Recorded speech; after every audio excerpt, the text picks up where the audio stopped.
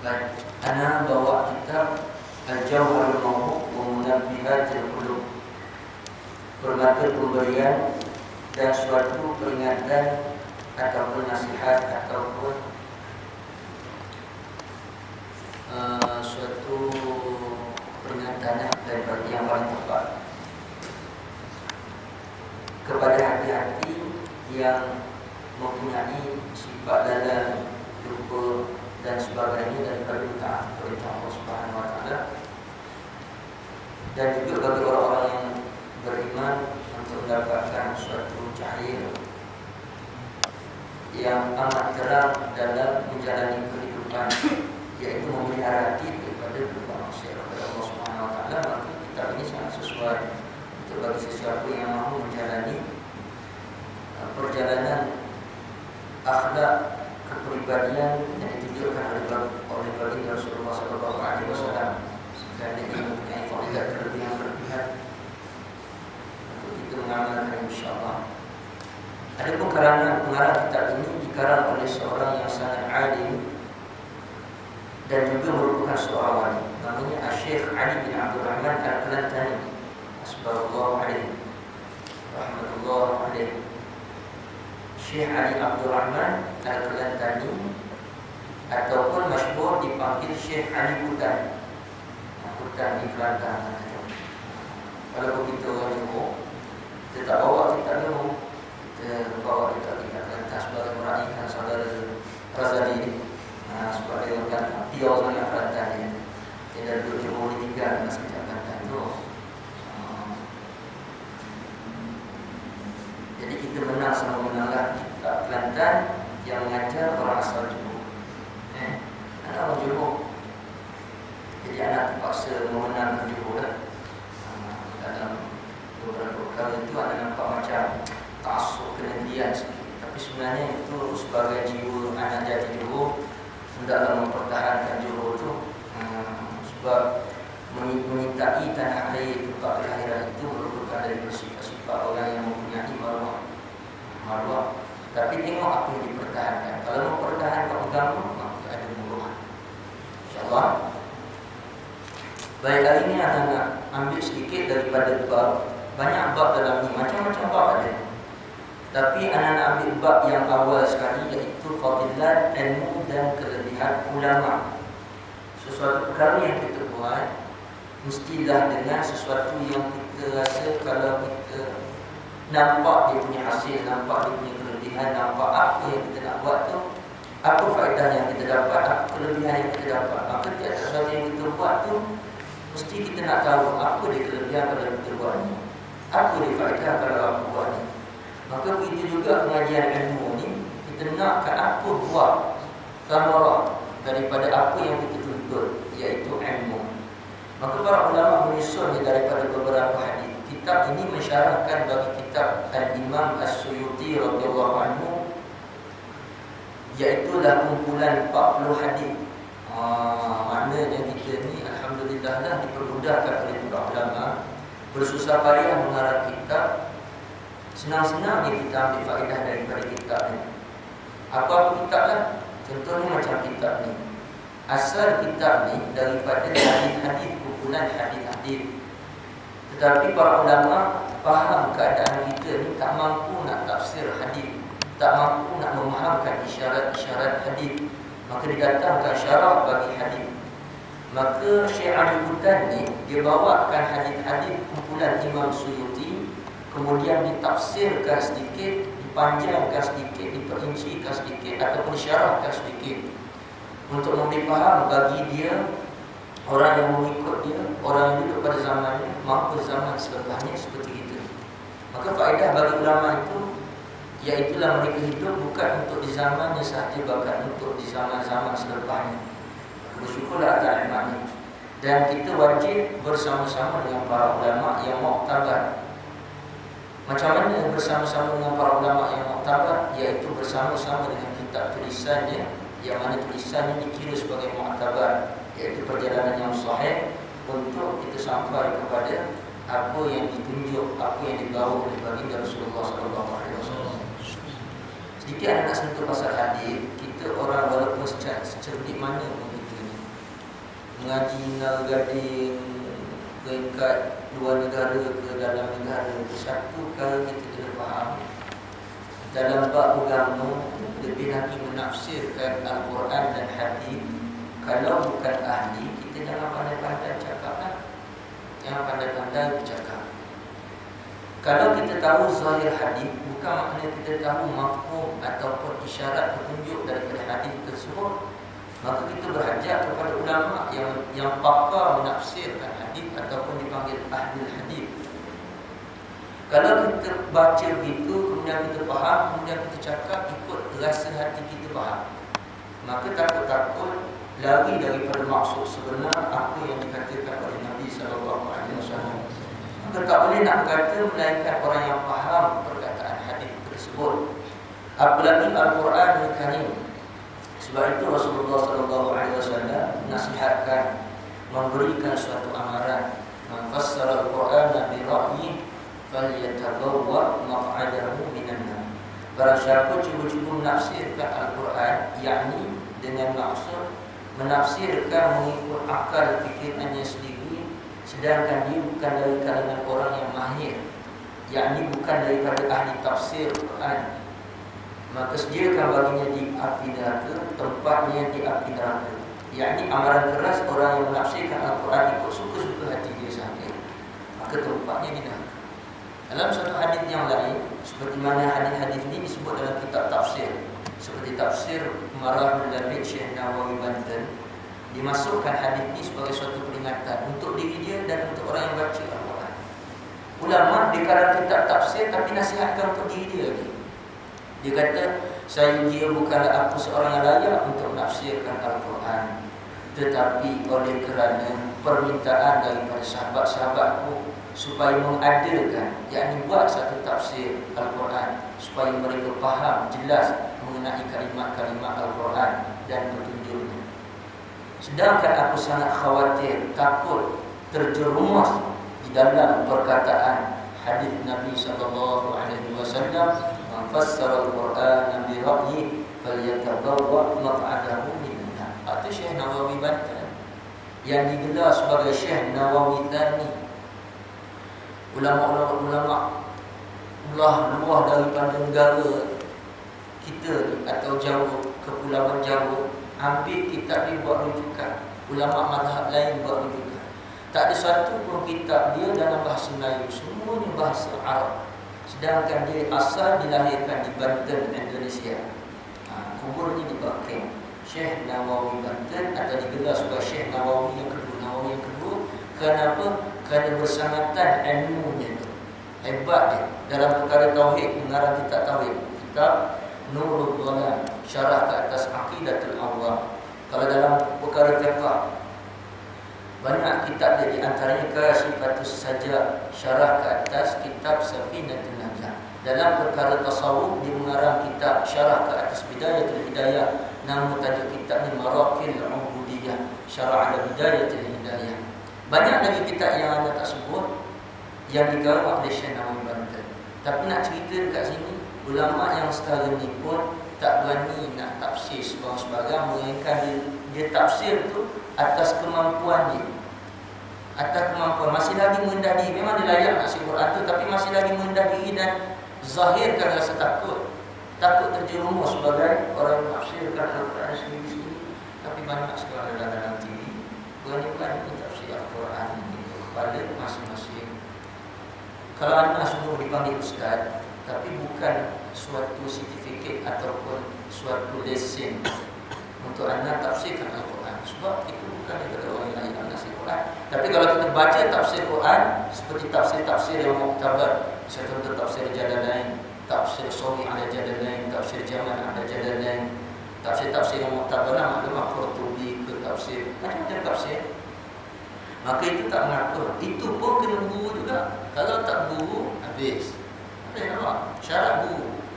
Kita ni hidup ni kena mengenal siapa dulu. Mengenal siapa dulu itu. Dalam kehidupan kita ni, untuk memahamkan agama kita, kenal siapa dulu. Kita bukan kenal Allah. Kalau kenal Allah dulu, sesat kita. Sebab apa? Sebab apa ni? Wah, sudah. Ustaz sesat di bawah. Bukan maksud. Memang mengenal Allah itu daripada barang yang wajib. Pertama sekali mengenal Allah betul. Awal bi ma'rifatullah. Tetapi yang dimaksudkan di sini adalah wasilah. Wajib yang pertama sekali kita kenal guru. Sebab guru yang bawa kita mengenal Allah, mengenal Rasul, mengenal Ilahi. Kalau kita dapat pastikan guru yang sahih, akidah kita sahih. Kalau kita dapat guru yang sah, guru yang tak sahih, walaupun maksud kita nak mengenal Allah, tak jumpa jalan kepada Allah Subhanahu Wa Taala. Sebab itu dikata la yatimul wajibu illa bihi fa huwa wajibun. Tidak sempurna yang wajib melainkan kerananya, maka jadi wajib juga. Apa jadi wajib? Mencari guru yang sahih daripada barang yang wajib. Kerana nak sampai kepada yang wajib mengenal Allah Subhanahu Wa Taala. Dan lebih lagi lah zaman-zaman ni payah nak cari guru-guru yang mempunyai sanad yang sahih, pelajaran yang sahih dan mempunyai sifat-sifat sebagai ahli ilmi yang sahih. Ayat zaman sekarang. Tapi macam mana Ustaz kalau nak cari? Hendaklah kamu perbanyakkan selawat dan salam kepada junjungan besar Nabi sallallahu alaihi wasallam. Nescaya Allah Subhanahu Wa Taala dengan rahmat dan kelebihannya membukakan bagi kamu mana jalan yang patut kamu ambil untuk bawa diri kamu selepas daripada menyelesaikan masalah-masalah yang lain. Dalam masa yang sama kita selesaikan masalah dunia, tapi ada benda yang wajib sekali kita selesaikan, masalah nak bawa diri kita ni kepada Allah Subhanahu Wa Taala. Baik. Nak baca banyak ni, cuma nak baca yang separuh ni je kan. Bismillahirrahmanirrahim. Waqala musannif rahimahullah ta'ala. Dan riwayat daripada Abdullah ibn Mas'ud radhiyallahu anhu, sabda Nabi sallallahu alaihi wasallam, pengenalan bagi Sayyidina Abdullah bin Mas'ud. Beliau merupakan sahabat Nabi sallallahu alaihi wasallam. Dan salah seorang yang mahu membaca Al-Quran, Nabi dengar dia baca Al-Quran, kemudian Nabi melilirkan air mata. Itu khususnya keistimewaan bagi Sayyidina Abdullah bin Mas'ud. Sayyidina Abdullah bin Mas'ud sangat kasih kepada Nabi sallallahu alaihi wasallam. Walaupun rupanya tak comel, tak handsome, tak segak, tapi Rasulullah sallallahu alaihi wasallam memujinya. Suatu hari Sayyidina Abdullah bin Mas'ud jalan-jalan dengan Nabi sallallahu alaihi wasallam. Tiba suatu tempat Rasulullah sallallahu alaihi wasallam nampak pohon tamak jatuh, sengit gini jatuh. Ini pokok tamak ni satu jatuh gini. Maknanya menghalang perjalanan Nabi sallallahu alaihi wasallam. Lalu Rasulullah sallallahu alaihi wasallam menurunkan sedikit badan yang mulia untuk melepaskan diri daripada halangan tersebut. Sayyidina Abdullah bin Mas'ud, dia seorang yang kecil, dia tak perlu nak buat seperti mana Rasulullah sallallahu alaihi wasallam buat. Tetapi Sayyidina Abdullah bin Mas'ud membungkukkan itu badannya. Lalu Rasulullah sallallahu alaihi wasallam bertanya kepada Sayyidina Abdullah bin Mas'ud, "Ya Abdullah, ma balukum?" Wahai Abdullah bin Mas'ud, apa yang kamu buat ni? Ya Rasulullah, sesungguhnya saya sangat kasih kepada kamu. Apa yang kamu buat saya menyebabkan aku juga nak buat, kerana kasih aku kepada apa yang kamu buat. Sampai Rasulullah sallallahu alaihi wasallam wafat, lalu Sayyidina Abdullah bin Mas'ud pada jalan tersebut, kata di jalan-jalan yang sama dah, teringat dia pada zaman bersama-sama dengan Nabi sallallahu alaihi wasallam jalan-jalan. Pada jalan tersebut ada batang tamak jatuh, batang pokok tamak jatuh, kemudian Nabi bungkukkan badan. Dia dah dekat situ bersama-sama dengan sahabat. Kemudian Sayyidina Abdullah bin Mas'ud bungkukkan badan dia. Walaupun pada zaman itu, pada masa itu, pokok itu dah tak ada dah. Pusing dah, tak ada dah. Tapi Sayyidina Abdullah bin Mas'ud bungkukkan juga. Lalu sahabat-sahabat bertanya, apa yang kamu buat ni wahai Abdullah? Lalu katanya Sayyidina Abdullah bin Mas'ud, sesungguhnya pada zaman hidupnya Nabi sallallahu alaihi wasallam, saya melihat Rasulullah sallallahu alaihi wasallam seperti ini. Demikianlah sangat kasihnya sahabat-sahabat, khususnya Sayyidina Abdullah bin Mas'ud ke atas diri Nabi sallallahu alaihi wasallam. Ashabikan nujum bi ayyi muqtadaitum ihtadaitum. Sahabat Rasulullah, yang sahabat-sahabat saya, ibarat bintang-bintang di langit. Mana-mana yang kamu ambil, mesti kamu akan dapat tunjukkan. Sayyidina Muawiyah, kalau Sayyidina Muawiyah, walaupun Wahsy, walaupun mana-mana yang mati dalam keadaan beriman. Hanya orang-orang yang mempunyai mempunyai pegangan yang batil, akidah yang batil, menghina sahabat-sahabat Nabi SAW. Hasya, minta lindungi Allah Subhanahu Wa Taala daripada mengatakan sesuatu yang bukan hak atas sahabat-sahabat Nabi SAW. Radhiyallahu anhu wa radu an dzalika liman khashiya rabbah. Mereka redha pada Allah, Allah redha pada mereka. Dan demikianlah orang-orang yang sangat takut kepada Allah Subhanahu Wa Taala, iaitu dari kalangan sahabat-sahabat Nabi Muhammad SAW. Sabda Nabi SAW, barang siapa belajar satu bab daripada ilmu yang dapat manfaat dengannya pada akhiratnya dan pada dunia, sama di dunia maupun akhirat, nescaya terlebih baik baginya daripada umur dunia 7.000 tahun, puasa pada siang harinya dan sembahyang pada malam. Lebih baik daripada dia hidup, maknanya terlebih baik nak dinisbahkan dengan hidup 7.000 tahun. Dalam masa 7.000 tahun itu dia puasa pada siang hari dan sembahyang pada malam harinya, tak sama dengan mengaji ilmu daripada satu bab. Lagi makbul amalannya, tiada mardud, yang tiada tertolak. Dan sabda Nabi SAW, betul kalau antum semua sambil belajar, ada untuk kesenangan akan datang, dapat kerja, dapat bantu mak ayah, dapat bantu kalau dah berkahwin, dapat bantu anak isteri, dapat bantu sahabat-sahabat. Alhamdulillah. Tapi dalam masa yang sama antum ceburkan diri sebagai penuntut ilmu agama yang cemerlang, yang baik, maka dapat benda-benda ini semua. Iaitulah yang paling sedap sekali, makbul amalannya itu. Walaupun sembahyang tu tak sempat. Sembahyang apa yang tak sempat ni? Sembahyang sunat lah, tak boleh nak beramal macam orang lain. Sembahyang fardu jaga. Bukan kata sembahyang fardu tak sempat. Kalau sembahyang fardu tak sempat, berat ni.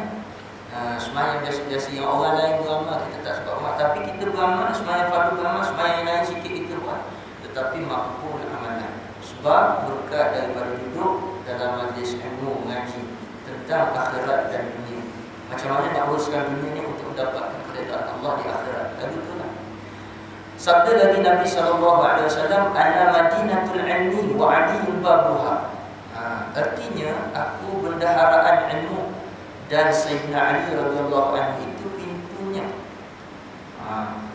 Ini hadis ni kalau tuan-tuan pergi ke mana tempat-tempat yang hebat-hebat, ulama-ulama sufiah, ulama-ulama yang berjalan di atas jalan kesufian, selalulah dengar ni anna madinatul ilmi wa aliyun babuha. Isyarat hadis ini mempunyai beberapa isyarat yang sangat besar. Ada setengah orang dia memahamkan, kalau kita sebut Sayyidina Ali banyak-banyak, maka dia tersebut pada puak yang sesat. Salah. Kita i'tiqad Ahlus Sunnah wal Jamaah, kita mengakui bahawasanya khalifah yang pertama, iaitu khalifah Rasulullah SAW yang pertama, Sayyidina Abu Bakar radhiyallahu anhu, dan merupakan yang paling afdal dari para sahabat. Kemudian dituruti dengan Sayyidina Umar, Sayyidina Uthman dan Sayyidina Ali alaihi ridwanullah. Tapi kalau kita menceritakan tentang keistimewaan, khususiat pada setengah-setengah dari sahabat Nabi, itu bukannya bererti kita mengenepikan pegangan i'tiqad yang tadi itu. Maka setengah orang menganggap kalau kita sebut Sayyidina Ali, misalnya contoh dalam cerita ni banyak sebut Sayyidina Ali, maka dia tuduh sebagai puak yang sesat. Maka orang ni sangat-sangat cetek dalam pemahaman ilmu. Jadi sekarang ni nak cerita pasal Sayyidina Ali lah. Sebab dah memang kelebihan itu yang Allah Ta'ala letakkan pada hadis ini. Ada pun pada khususiat Sayyidina Abu Bakar, seperti dalam kitab Tuhfatul Murid, kalau ditimbang iman seluruh umat ini dengan iman kamu, wahai Abu Bakar, wahai Abu Bakar, yakni Sayyidina Abu Bakar radhiyallahu anhu, nescaya enggak lagi kamu punya iman. Itu khususiat bagi Sayyidina Abu Bakar. Sekarang ni cerita ana madinatul ilmi. Rasulullah kata aku gedung bagi ilmu, dan Sayyidina Ali itu pintunya. Di sini mengisyaratkan akan lahir daripada keturunan Nabi SAW atau Sayyidina Ali sendiri, dan keturunannya mempunyai orang-orang yang sangat cerdik dalam agama. Dan dizahirkan sampai sekarang ni ulama-ulama sufiyah atau ulama-ulama yang berpegang pada i'tiqad Ahlus Sunnah wal Jamaah, kebanyakannya daripada keturunan Ahli Bait Rasulullah sallallahu alaihi wasallam. Sebagai contoh, kalau kita tengok di Suria, iaitulah Syekh Abdul Latif Al-Farfur Asy-Syadili. Kalau kita tengok belah daripada Maghribi, Syekh Alawi bin Abbas At-Tijani.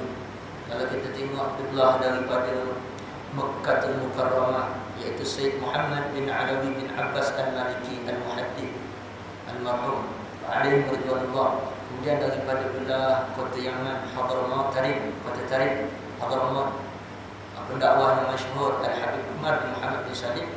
Kemudian lagi dan berbagai-bagai lagi lah. Syarat dan i'tiqad Ahlus Sunnah wal Jamaah semuanya daripada keturunan Nabi SAW, yang mana silsilah keturunan itu sambung sampai kepada Sayyidina Ali radhiyallahu anhu.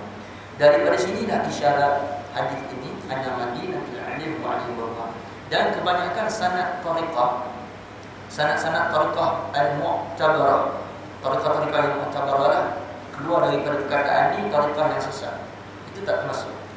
Tariqah yang mu'tabarah seperti tariqah At-Tijaniyah, tariqah An-Naqsyabandiyah, tariqah Asy-Syadiliyah, tariqah Al-Rifa'iyah, tariqah Al-Ghazaliyah, tariqah Alawiyah, yakni Ba'alawi, tariqah Ahmadiyah, tariqah dan tariqah-tariqah yang senarai sebagai tariqah yang mu'tabarah, sanad sambung nyambung semua daripada belah kebanyakan daripada Sayyidina Husain radhiyallahu anhu, iaitu cucu bagi Nabi sallallahu alaihi wasallam. Jadi ini isyarat ini. Cuma nak cerita dalam kitab ni, dia kata, maka tatkala mendengar segala orang Khawarij, Khawarij ni yang menjatuhkan hukum sesat bagi Sayyidina Ali radhiyallahu anhu dan Sayyidah Aisyah daripada ummahatul mukminin. Khawarij ni yang terkeluar daripada i'tiqad Ahlus Sunnah wal Jamaah, yang keluar daripada perjanjian bai'ah dengan Sayyidina Ali radhiyallahu anhu. Tatkala Sayyidina Ali menjadi pemimpin, yakni khalifah yang keempat daripada khalifah Rasulullah sallallahu alaihi wasallam. Jadi Khawarij ni mempunyai penyakit hati hasad kepada Sayyidina Ali. Bila dia dengar hadis ni, anna madinatul alim wa aliyun babuha, maka apa yang mereka buat?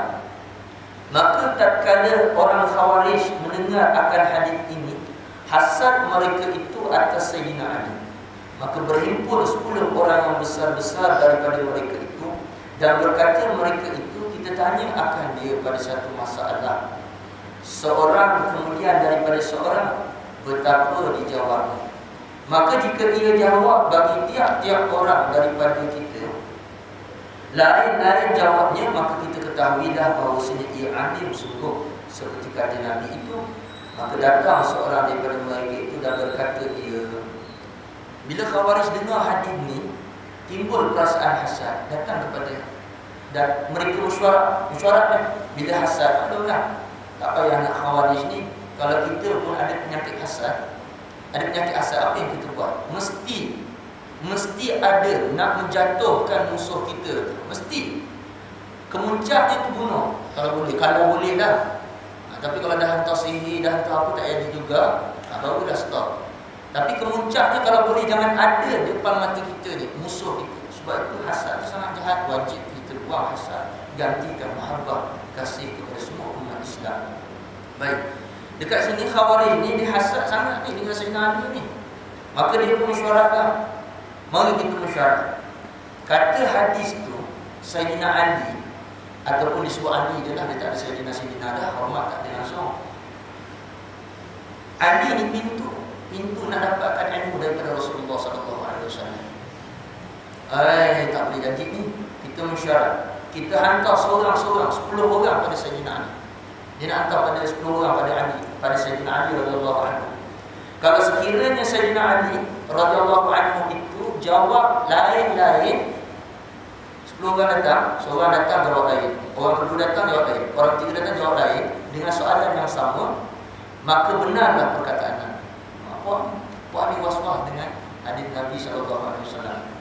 Satu lagi dia ada sakit hati dengan Sayyidina Ali. Tapi kalau dia jawab jawapan yang sama, tak betul lah hadis ni, kita tolak. Maknanya kalau boleh dia nak jatuhkan muruah marwah Sayyidina Ali radhiyallahu anhu sebab dia benci dengan Sayyidina Ali. Maka didatangkan 10 orang kepada Sayyidina Ali. Maka datang seorang berkata dia, "Hai Ali, ilmu afdalkah atau harta?" Macam soalan kat ni tempat belalang kan. Soalan-soalan tersebut nak merampas kuasa. Ini soalan-soalan ni nak jatuhkan maruah ni. Hai Ali, ilmu afdalkah atau harta? Maka jawabnya, ilmu afdal. Ilmu afdal daripada harta. Maka katanya, apa dalilnya? Biasalah orang tak parti. Kalau boleh dia nak nampakkan kawan dia tu, musuh dia tu, nampak tak baik, nampak tak elok, nampak ada kecacatan. Kemudian bila dah tanya dalil. Macam pokok yang tak suka ustaz lah. Dia saja nak jatuhkan maruah ustaz tu, dia soal. Sebenarnya dia dah tahu dah jawapan, tapi penyoalan dia tu memang nak jatuhkan ustaz tu supaya orang nampak yang ustaz tu tak terror. Tak hebat anda pun, jangan ikut sesat. Kalau boleh gitulah. Sebab tu tak cukup dengan tu kalau dapat jawab je, apa dalilnya? Kan jahat tu. Tapi kalau misalnya tak tahu, tak apa dalil. Memang dia tak tahu. Jawapan ustaz tu puas hati saya. Cuma kalau boleh ustaz boleh tak datangkan dalil, nak sedap sikit. Biar tenang hati ni, kemudian boleh sampaikan kepada orang. Setengah orang nak dalil. Itu. Okeylah. Ini nak dalil sebab dia nak awal balik. Itu tak boleh lah. Dalilnya, apa dalilnya? Jawab Sayyidina Ali. Kerana ilmu pusakai Anbiya, pusaka Anbiya, dan harta pusaka Qarun, dan Syadad samalah seangkatan dengan Qarun, dan Fir'aun, pusaka Fir'aun, pusaka Syadad, pusaka Qarun, dan umpama mereka itu. Ilmu pusaka Nabi-Nabi. Kalau kamu minat harta ni, pusaka Qarun, pusaka Fir'aun. Kemudian datang yang kedua daripada Puak Khawarij, bertanya dia seperti yang dahulu tu. Maka jawab Sayyidina Ali, ilmu afdal daripada harta. Dia tanya sama juga, maka kata Sayyidina Ali jawapan yang berlainan, ilmu afdal daripada harta. Kerana ilmu itu memelihara akan dikau dan harta engkau, dan harta engkau pelihara akan dia. Dia kata ini, ilmu itu memelihara akan dikau. Stop. Tetapi harta engkau pelihara akan dia. Kalau ilmu, kalau kita ada ilmu agama, kita tahu tauhid, fiqh, tasawuf, tenang hati kita berjalan. Bukan nak menunjuk kat orang, tapi tenang perasaan kita tu, boleh pimpin orang lain dengan ilmu-ilmu tersebut. Bahkan kalau kita biar pun tak apa, sebab kita tak perlu nak jaga ilmu ni. Dari sudut kita memelihara kita sebagai orang yang berilmu, itu wajib jaga. Cuma dari sudut ilmu tu dah simpan kat sini, ilmu ada, perlu ke kita nak risaukan, jaga dia kunci ke, simpan dalam almari ke, ketik baik-baik. Tak macam harta. Harta makin banyak kumpul, makin risau kita kalau tak simpan. Maka bersusah payah kita untuk harta tu jaga siang malam. Kan ni ada tak simpan kat rumah 10,000. Beritahu lagi dekat depan pagar, di rumah saya ada 10,000. Payah nak jaga duit tu. Simpan bawah bantal, simpan sana, simpan sini, apa semua. Harta, semua orang nak harta. Jadi kita nak kena jaga sampai memusahkan diri kita jaga. Tapi kalau ilmu, jadi masalah. Ilmu kat sini, kalau anda nak curi yang ilmu anak. Anda beritahu lagi ilmu anak. Mari, sini. Wajib mengenal Tuhan. Kalau tidak, pupuk. Aku dia pupuk. Baik. Kemudian datang yang ketiga pula. Sama juga daripada Puak Khawarij. Bertanya dia seperti yang dahulu. Sama juga tanya. Ilmu afdal ke ataupun harta? Maka jawab Sayyidina Ali, ilmu itu afdal daripada harta. Kerana mempunyai harta itu banyak seteru tu musuh. Dan orang yang mempunyai ilmu itu banyak tautan. Orang yang rajin menuntut ilmu, orang yang pandai, orang yang cerdik, khusus ilmu agama ini, semua orang buat rujukan, dapat manfaat dalam beragama. Tapi kalau orang yang banyak harta ni ramai juga kawan. Tapi kawan nak akan harta. Kalau kita mati, tak ada. Nak singgah Al-Fatihah pun tak ada. Sebab mereka tujuannya nak harta kita apa semua. Berkawan dengan tujuan. Bahkan dengan sebab harta kita boleh bermusuh. Musuh Saya pinjam mana saya RM10 anak hutang-hutang nanti dapat beasiswa nak boleh balik. RM10 je, RM10. Kira ambil dah. Bukan orang lain insya-Allah anak. Kita terima kasih saya. 2-3 bulan senyap.